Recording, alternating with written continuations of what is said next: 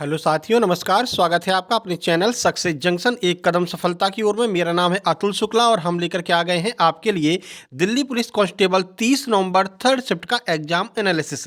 काफ़ी सारे प्रश्न आज हमको मिल गए हैं, तो ये वीडियो थोड़ी सी लंबी हो सकती है क्योंकि लगभग 32 से 35 एग्जैक्ट प्रश्न हमको मिल गए हैं और हर एक प्रश्न के बारे में आपको हम डिटेल में जानकारी देने वाले हैं, तो इसलिए वीडियो थोड़ा सी लंबी होगी। ठीक है।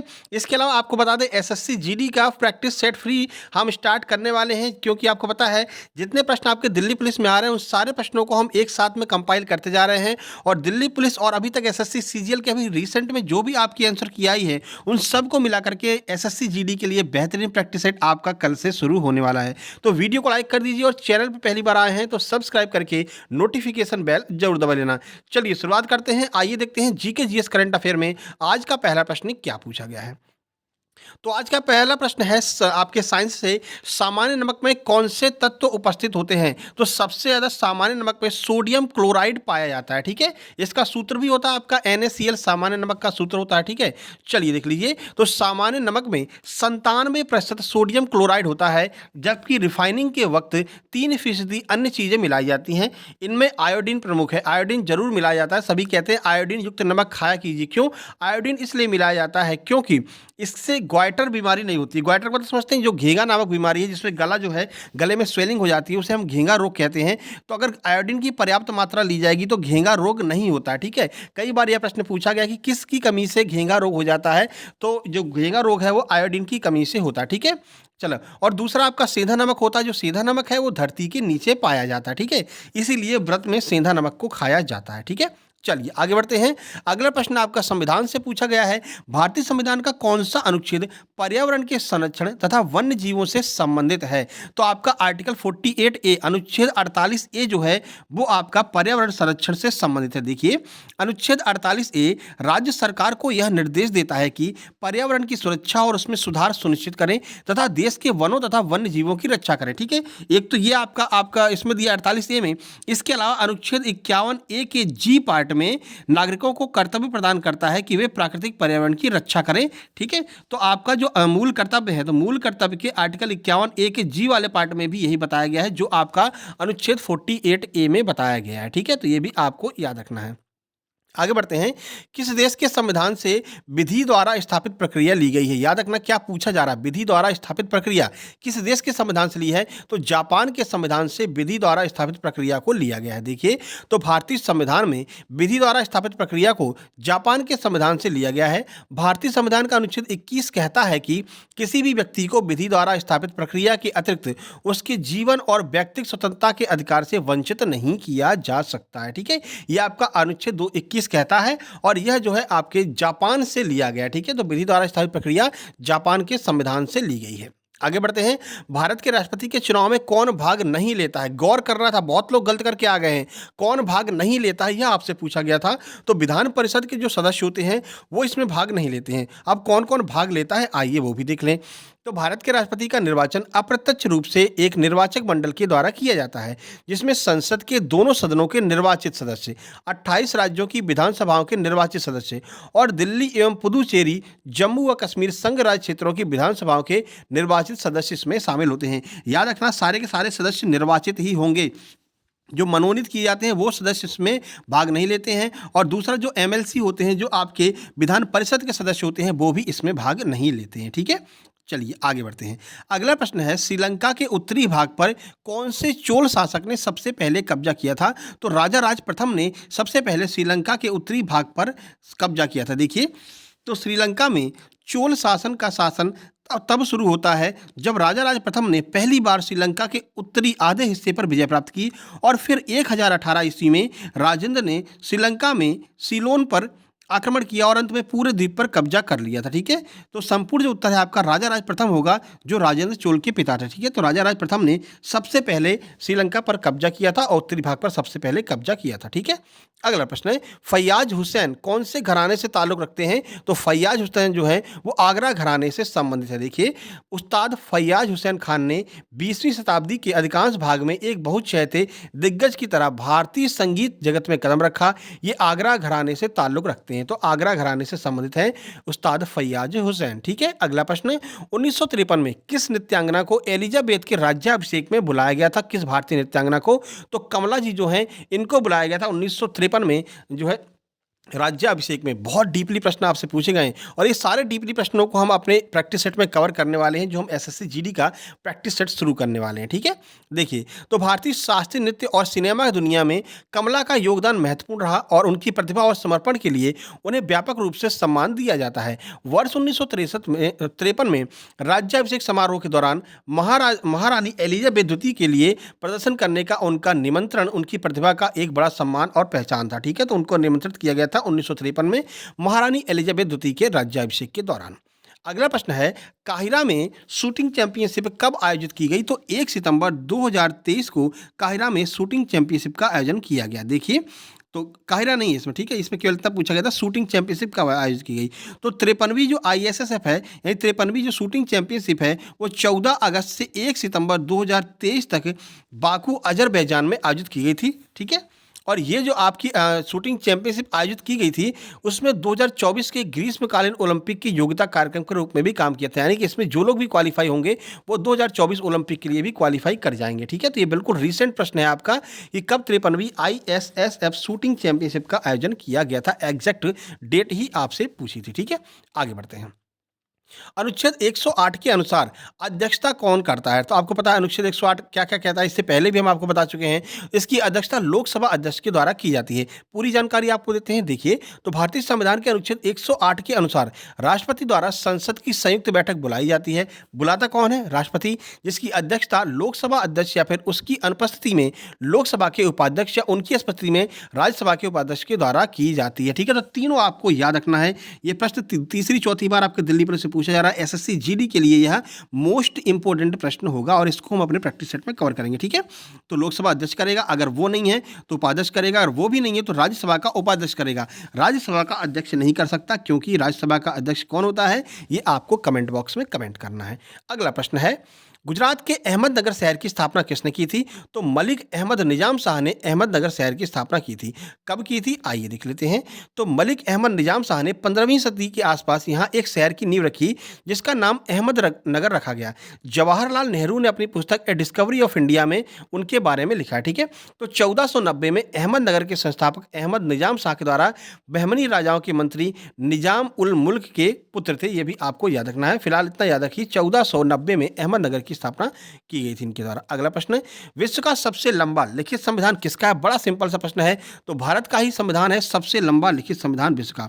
तो लंबा तो भारत का है, सबसे छोटा किसका है? तो वो भी हम आपको बताते हैं। देखिए, तो भारत का संविधान विश्व के किसी भी संप्रभु देश का सबसे लंबा लिखित संविधान है, जिसमें उसके अंग्रेजी भाषा के संस्करण अगर हम बात करें तो 1,46,385 शब्दों के साथ में 25 भाग, 395 अनुच्छेद, 12 अनुसूचियां और 105 जो है आपके संविधान संशोधन है।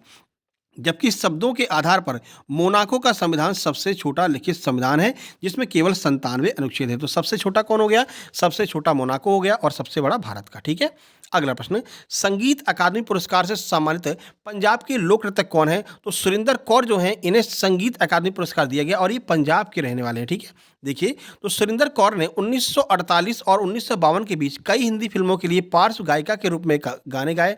उन्हें पंजाबी संगीत के रूप में उनके योगदान के लिए पंजाब की कोकिला के नाम से जाना जाता है। किसको? सुरिंदर कौर जी को। ठीक है, 1984 में, कब? 1984 में संगीत नाटक अकादमी पुरस्कार और 2006 में पद्मश्री पुरस्कार से इन्हें सम्मानित किया गया था। अगला प्रश्न है, कलोल तेल क्षेत्र किस राज्य से संबंधित है? तो अहमदाबाद में कलोल क्षेत्र तेल क्षेत्र होता है, जो आपका गुजरात में। ठीक है, गुजरात अहमदाबाद में। देखिए, तो कलोल तेल क्षेत्र पश्चिमी भूमि बेसिन में एक प्रमुख तेल उत्पादक क्षेत्र है और अहमदाबाद शहर से लगभग 20 किलोमीटर NNW पर यह स्थित है।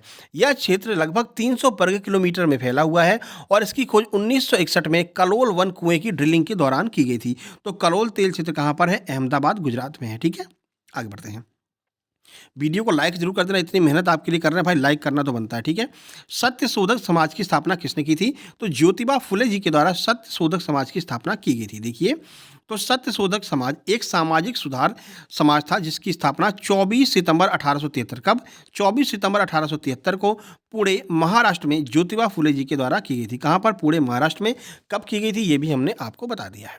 अगला प्रश्न है 2011 की जनगणना के अनुसार सबसे कम जनसंख्या वाला केंद्र शासित प्रदेश कौन है? तो लक्षद्वीप जो है वो सबसे कम जनसंख्या भी है यहाँ की और सबसे कम क्षेत्रफल भी है। देखिए, तो लक्षद्वीप क्षेत्रफल और जनसंख्या दोनों की दृष्टि से भारत संघ का सबसे छोटा केंद्र शासित प्रदेश है। 2011 की जनगणना के अनुसार केंद्र शासित प्रदेश लक्षद्वीप की जनसंख्या इतनी ही है, ठीक है, 64,429 जनसंख्या ही है लक्षद्वीप की। आगे बढ़ते हैं। 36वें राष्ट्रीय खेल में सर्वाधिक पदक किसने जीते हैं? तो महाराष्ट्र ने जीते हैं 36वें राष्ट्रीय खेल में सर्वाधिक पदक। देखिए, तो महाराष्ट्र ने 228 पदक, जिसमें 80 स्वर्ण हैं, 69 रजत हैं और 79 कांस्य के साथ में नेशनल गेम्स 2023 मेडल टैली में शीर्ष स्थान हासिल करते हुए राजा भालेंद्र सिंह ट्रॉफी जीती। यही आपका सीजीएल मेंस में पूछा गया कि जो यहाँ पर टॉप पर रहता है उसे कौन सी ट्रॉफी दी जाती है? तो राजा भालेंद्र सिंह ट्रॉफी दी जाती है, जो नेशनल गेम्स में सबसे अधिक स्वर्ण पदक जीतने वाली टीम होती है। ठीक है, अगला प्रश्न है बेकिंग सोडा का रासायनिक नाम क्या है? ये आपका साइंस से प्रश्न पूछा गया है। तो सोडियम बाइकार्बोनेट बेकिंग सोडा का रासायनिक नाम होता है। देखिए, तो बेकिंग सोडा का रासायनिक नाम सोडियम बाइकार्बोनेट है। इसे घरों में व्यापक रूप से खाना बनाने में उपयोग किया जाता है। ठीक है, सोडियम बाइकार्बोनेट का रासायनिक सूत्र क्या होता है? तो NaHCO3 ये सोडियम बाइकार्बोनेट का रासायनिक सूत्र होता है। अगला प्रश्न है 5वें खेलो इंडिया यूथ गेम्स की मेजबानी को किसने की? ठीक है, किसने की? तो मध्य प्रदेश के द्वारा 5वें खेलो इंडिया यूथ गेम्स की मेजबानी की गई। देखिए, तो 5वें खेलो इंडिया यूथ गेम्स की मेजबानी मध्य प्रदेश को सौंपी गई। इसका आयोजन साल 2023 में जनवरी फरवरी हुआ। तो करंट अफेयर का यह प्रश्न है 8 शहर कौन कौन से? भोपाल, इंदौर, उज्जैन, ग्वालियर, जबलपुर, मंडला, महेश्वर, बालाघाट, यानी कुल 8 शहरों में इसका आयोजन किया गया। अगर आपका MPPSC का एग्जाम या फिर कोई भी MP का एग्जाम है तो ये 8 शहर आपको याद रखने पड़ेंगे। आपसे पूछा जाएगा इनमें से किस शहर में 5वें खेलो आपके यूथ गेम्स की आयोजन नहीं किया गया था। ठीक है, तो ये 8 के 8 शहर आपको याद रखने हैं। अगला है दिल्ली के मुख्यमंत्री की नियुक्ति कौन करता है? तो राष्ट्रपति के द्वारा की जाती है। वैसे अगर आप कहीं अन्य राज्य के मुख्यमंत्री की बात करते हैं तो राज्यपाल के द्वारा की जाती है, लेकिन दिल्ली के मुख्यमंत्री की नियुक्ति राष्ट्रपति के द्वारा की जाती है। तभी तो केजरीवाल जी कहते रहते हैं अरे भैया मेरे हाथ में कुछ नहीं है, जो भी है राष्ट्रपति जाने, प्रधानमंत्री जाने, है ना।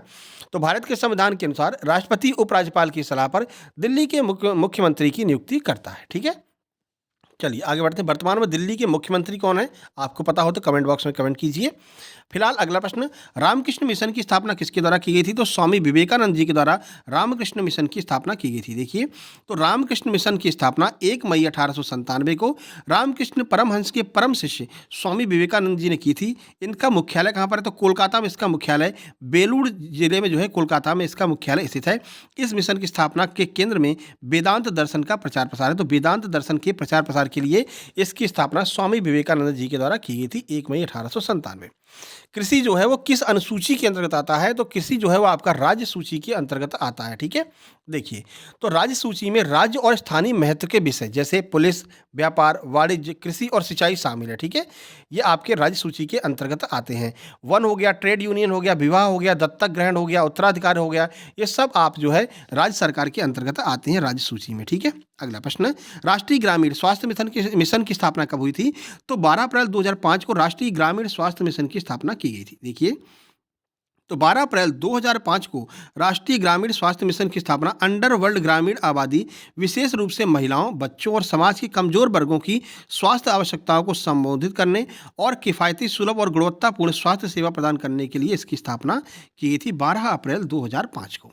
अगला प्रश्न, legend of Suheldev who saved India पुस्तक के लेखक कौन है? तो अमीश त्रिपाठी जी के द्वारा यह पुस्तक लिखी गई। तो the king who saved India Sohail Dev बेहद मनोरंजक और बांधे रखती है। बेस्ट सेलिंग लेखक अमीश त्रिपाठी की किताब है। किसकी किताब है? तो अमीश त्रिपाठी जी के द्वारा यह किताब लिखी गई है। अगला प्रश्न है, लोसर महोत्सव कहाँ पर आयोजित किया जाता है? तो लोसर महोत्सव लद्दाख में आयोजित किया जाता है। ठीक है, देखिए, लोसर महोत्सव लद्दाख में मनाया जाता है। लोसर महोत्सव या लद्दाखी नव वर्ष सर्दियों के दौरान मनाया जाने वाला लद्दाख का एक प्रमुख सामाजिक धार्मिक त्यौहार है। लोसर महोत्सव नए साल के 9 दिनों तक चलता है। तो जो आपका लद्दाखी नव वर्ष होता है उसे लोसर महोत्सव के रूप में मनाया जाता है। ये भी आपको याद रखना है। ठीक है, चलिए कंप्यूटर की बात कर लेते हैं। तो कंप्यूटर में आपका MS वर्ड और MS एक्सेल इन दोनों से मिलाकर के लगभग 8 प्रश्न पूछे गए थे। बाकी आपकी 2 शॉर्टकट, एक आपका शॉर्टकट की और एक आपका ईमेल का प्रश्न पूछा गया था। रीजनिंग की बात करते हैं तो पेपर कटिंग, पेपर फोल्डिंग से बहुत सारे प्रश्न पूछे जा रहे हैं। दर्पण प्रतिबिंब से 2 प्रश्न, समुच्चय का भी आज एक प्रश्न पूछा गया है, ठीक है। उसके बाद कोडिंग डिकोडिंग के 2 प्रश्न, आकृति से 3 प्रश्न आ रहे हैं। कुल मिलाकर के आपका नॉर्मल रीजनिंग और मैथ काफ़ी नॉर्मल आ रहा है, ठीक है। छिपी आकृति, नंबर सीरीज, अल्फाबेट, कथन निष्कर्ष, डाइस का एक प्रश्न आता ही आता है। फिर फिगर काउंटिंग में ट्रायंगल काउंटिंग आता है। सिटिंग अरेंजमेंट का एक प्रश्न है। वेन डायग्राम का एक प्रश्न है। बाकी टाइम एंड वर्क में बात करते हैं तो कोई खास परिवर्तन टाइम एंड वर्क में नहीं है। हर टॉपिक से एक एक प्रश्न वो ले रहे हैं, ठीक है। और आज जो नया ऐड हुआ है वो आपका त्रिभुज का क्षेत्रफल पूछा गया था और अर्धगोले का आयतन पूछा गया था, ठीक है। तो सूत्र अगर आपको याद रहेंगे तो आप आराम से इन प्रश्नों को सॉल्व कर सकते हैं। इस तरह के प्रश्न आपके मैथ में आ रहे हैं, ठीक है। एलसीएम एचसीएफ से भी एक प्रश्न पूछा है, एवरेज से भी एक प्रश्न पूछ रखा है, ठीक है। बाकी वीडियो पसंद आए भाई लाइक कर दीजिए, शेयर कर दीजिए, दोस्तों के पास में चैनल को सब्सक्राइब कर लीजिए, नोटिफिकेशन बेल दबा लीजिए। और ये हमारा टेलीग्राम ग्रुप है, यहाँ पर हम आपको फ्री में स्टडी मटेरियल प्रोवाइड करा रहे हैं एसएससी जीडी के लिए, जिसमें आपका राकेश यादव सर के क्लास नोट्स हैं, नीतू मैम की बुक है जो आपकी इंग्लिश वाली नई बुक है, आदित्य रंजन सर, आदित्य पटेल सर के क्लास नोट्स आपको मिल जाएंगे यहाँ पर, ठीक है। और अभी हाल ही में जो भी आपकी एसएससी सीजीएल, एसएससी आपकी एससीएम हेड कांस्टेबल की जो आंसर की आई है वो सारी आंसर की आपको यहाँ पर फ्री ऑफ कॉस्ट मिल जाएंगी। आप जाकर के पीडीएफ फॉर्म में डाउनलोड कर सकते हैं, लिंक डिस्क्रिप्शन बॉक्स में इसकी दी गई है, ठीक है। बाकी एसएससी जीडी का प्रैक्टिस सेट बहुत जल्द शुरू होने वाला है, ठीक है। तो चैनल पर पहली बार आए तो सब्सक्राइब कर लेना। फ्री में हम आपकी एसएससी जीडी की तैयारी और एग्जाम एनालिसिस करवाने वाले हैं। मिलते हैं कल सुबह फर्स्ट शिफ्ट के एग्जाम एनालिसिस में, तब तक के लिए नमस्कार, धन्यवाद।